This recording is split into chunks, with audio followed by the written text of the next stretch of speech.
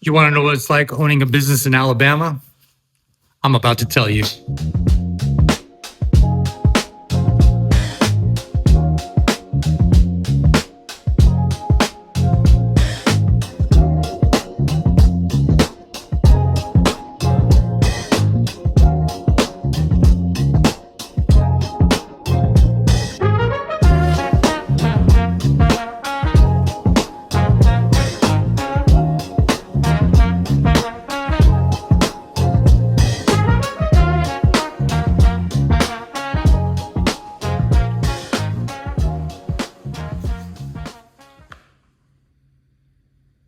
I moved from California and I purchased a business here in Alabama.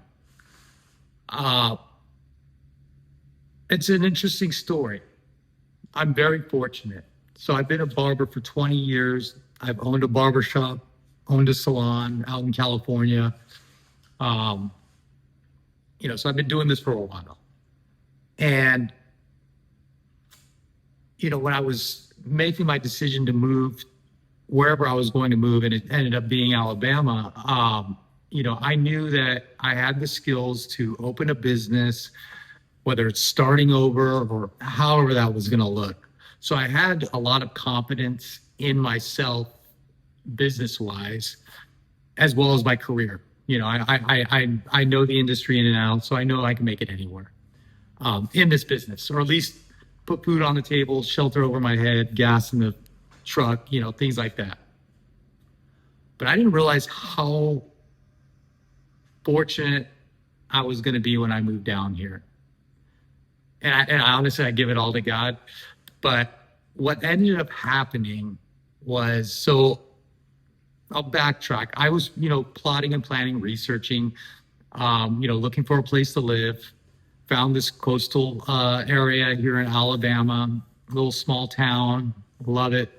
But I was like, all right, well, I guess I'll just, get down there, open up a barbershop or, whatever, somewhere, or maybe go work for somebody. Now, granted, I never came to visit the place that I'm currently living. Like, I just sold everything, loaded up my truck, and drove out here. I had enough money saved because I was saving to buy a house, which I was not going to buy a house in California at the prices that they're at. So I had some wiggle room. I saved up enough money to where I had options. I can get away with bouncing around for a while until I found a place called home. So I had the place that I'm currently at now here in Alabama as my target. So I moved down here, and in my head I was like, what if I get here and it's not that great? So I left wiggle room in my life, I guess, at that time, to, if it sucks here, I'm just going to keep driving down the road till I find the next place, or until I find a place. I was going to be a nomad for a while. This was my thinking. So fortunately, when I arrived here in this town that I live in, I fell in love immediately. Like, it was just instantaneous. I was like, this is home. This is going to be it. So, so when I first got here, I didn't have a place to stay. I didn't set up anything. I didn't, I had a plan, but I didn't have a plan. Like, I didn't, pre-set up a place to rent. I didn't do any of that. I just showed up and I'm like, I'll figure it out when I get here. And so my first couple weeks here, I was staying at a hotel right behind this barbershop that I now own. I'm getting to that. But what ended up happening was, for 2 weeks, I was having a hard time trying to get a place to rent, because down here they want to see a paycheck. They don't care how much money's in your bank. It was really difficult trying to get a place. Like, I was kind of getting shut down because of that, because I was unemployed. So, and I was new and I didn't have any rental history in Alabama. So it was hard. So I'm like, dang it, I'm going to be living in this hotel for a while. So, but I was also going around, and I was like, man, I want to open, maybe if I open up a shop, I'll figure it out from there. And so but I just wasn't finding any decent rental places. So I'm like, I just thought, you know what? Maybe I'll go work in a barbershop. I'll just go and work as a barber. I don't need to be the owner. And so, and what happened is I was Googling barbershops. I checked out one, but he had already full, all his chairs were full in his shop. So super cool guy. And then I found this one, which was right in front of the hotel that I was at. And I came in and I talked to the owner and I told him my experience. I told him I have 20 years experience in the industry.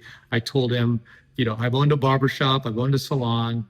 I also told him that I do plan on, you know, opening my own shop eventually. Like that's my goal.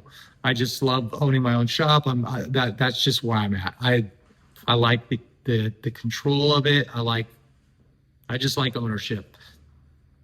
But I told him I can commit at least a year to his barbershop. You know, I can, you know, if he needs help, I can at least commit a year, you know, help him take in walk-ins, whatever, help, you know, him collect a little extra money from me renting the chair. Well, he replies, I think I've got a better offer for you. And in that moment, he pretty much inclined to tell me that he is looking to sell the shop and that, you know, he's going to go full time to be a pastor in his ministry. And I was blown away because the shop is, it's the quality that I would have in my shop. He really did a good job. Actually, I'd say he probably really put in a little bit more detail into this barbershop than I probably would have, but and I was kind of blown away. And I'm like, man, this is gonna probably be a fortune. And I had all the fears, like, okay, you know, what I don't know this guy.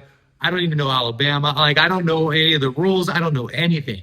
Like, the one thing I do know is I know how to run a shop. I know my skill as a barber. I know, you know, that's what I know. So I had to rely on that. So I told him, hey, I'll work for you for a couple weeks, you know. So for me, this was a way of, you know, evaluating the business, really kind of seeing what comes with the business, what kind of customer, you know, base he's got, just the overall feel.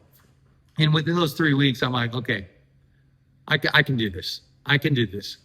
And so we sat down, we talked, and we came up with a number that we were both happy with, and it was a done deal. And we kept it as simple as possible. It was pretty much me writing a check and him handing over the keys. And now I'm in business in Alabama.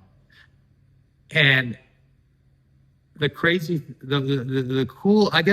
thing, and I mentioned this in my other videos, is that I'm making the same amount of money, maybe even more, than what I was making back home in back in my hometown in California. But the thing is not only is that's huge, you know, but then the other thing is everything here is 30 to 50% less.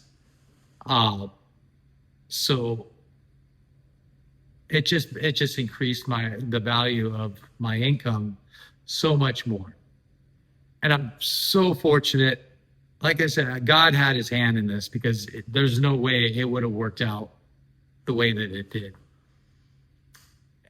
And so that's it. This is now my shop. I've been running it for a little while now, and I've got a good customer base. You know, I've learned a lot about Alabama and the area through these customers. As you know, as I moved here, I'm not trying to change Alabama or anything like that, or bring any sort of California ideas or habits here. I came here to start new. I came here to absorb and to accept and to learn and to really appreciate the culture and the lifestyle here. And I feel the South is a national treasure that needs to be preserved. I'm just going to say it. Just the kindness, the people, the authenticity. You know, it's not the rat race. I mean, it's pretty busy. It can have its moments, but overall, I mean, it's a beautiful place, and it's a place that needs to be respected. It's a place that doesn't need to be changed. Um, you know, and I love it.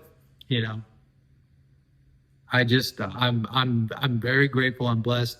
I feel like I am meant to be here, and that's it. I'm rolling with it. You know, God has granted me, you know, some beautiful blessings and gifts. And that's the only way I can chalk it up, because I could have never planned this, um, this opportunity in my life. I'd still, if I were to go at, at what I had planned, I'd still be working for that guy, or I would have opened my shop, but then I'd have like a year of just that hard grind, putting in, you know, 10-hour days, 6 days a week, just hoping, you know, I can build up enough clientele, you know, and, and instead this opportunity showed up, and it was just a way better deal. So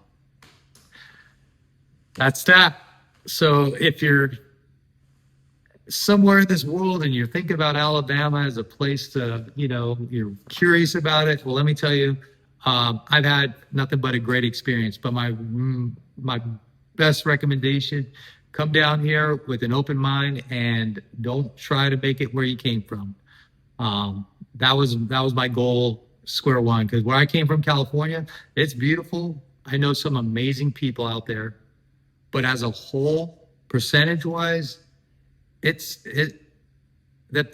not great. That's a kind way of putting it. It's not great, and I can tell by the rest of the world and you know, their experience with Californians. There's a lot of lost, confused people in California that are leaving and ending up in other states. I was very decisive. I was very you know, I understand what was at play when I made this move. You know, but I'm not here to step on toes. I'm not here to, you know, dethrone. I'm not here to do any of that. I know that there's a lot of capitalists in California. That's how they feel. They feel that that's just their thought process. That's why I left California. Unfortunately, they're starting to feel the ramifications of their choices, their lifestyle, their habits, their way of living. And so now they have to move. But the problem is they don't realize that when they move, they have to adopt instead of bringing the same BS to the state, town, area that they're moving to. So anyways, I hope that gave you clarity. I hope if you are somewhere in this world and you're looking at Alabama, you can start a business here. It's a laid back lifestyle. Just don't expect things to move too fast. You gotta, you know, get in where you fit in and roll with it. So that's all I've got. I'll see you guys in the next video.